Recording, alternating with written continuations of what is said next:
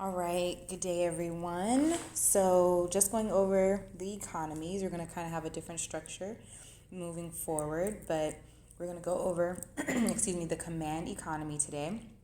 So, on page 114 and 115 in the student book, all right? So, I'm going to read over it and kind of go through it, and then we'll answer some questions during our actual class session tomorrow. So, the command economy, it's basically a command economy is where people do not own property privately, so they don't own any of their property.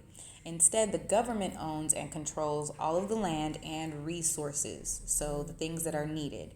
The government owns and controls all of those things, the land and resources. The idea is that no one should live in poverty, and all people should share the country's resources fairly and equally.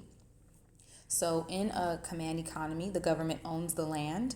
They distribute land and property to its people, owns and runs businesses, right? And they decide which goods and services are available. They set the prices of those goods and services. They distribute rations to supply people with the goods and services they need. So, rations like food or anything else, they distribute those.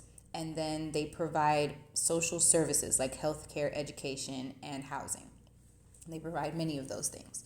So the state is the main employer, and then examples of command economies would include North Korea, Cuba, and the former Soviet Union.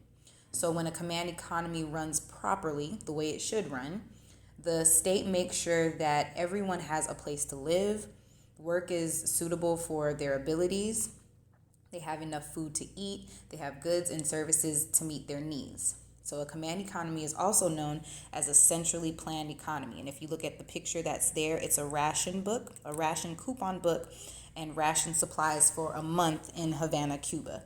So those people would take their book, they have a certain amount that they're allowed to get, and then the government makes sure they check it off and they get only a certain amount of food, supplies, and everything that they need.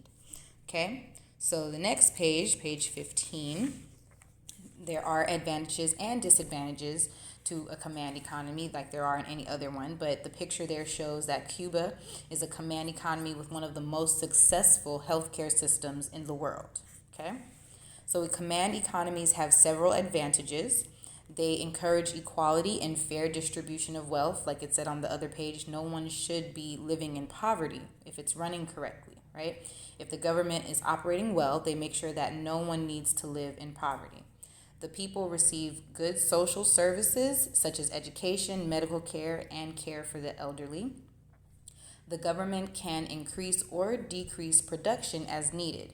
So this kind of economy can adjust very easily to change. So for example, with the current situation with this virus going on, that the government would have the ability to say they need to produce more things or they need to cut back on certain things. The government will control those things just to make sure that everything and everyone's needs are met. All the needs are met for the people, so they can adjust very easily.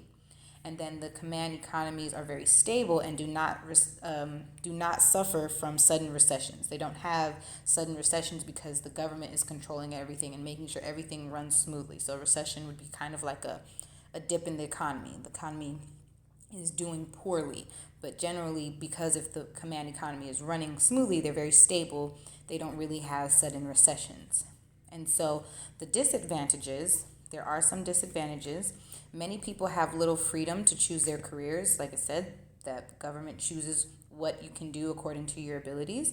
So there aren't a lot of freedoms there. Then you have little choice for consumers in terms of which goods they want to buy. So if there's a certain brand of anything, any food or clothing or certain things that you want, you really don't have access to it just like that because the government says what you can get and what's allowed.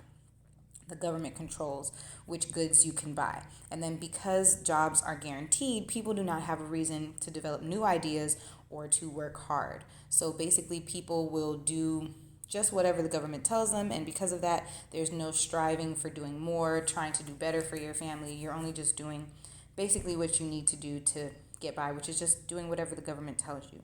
So those are some of those things for the command economy, and then we will go over some questions on the next class. Okay?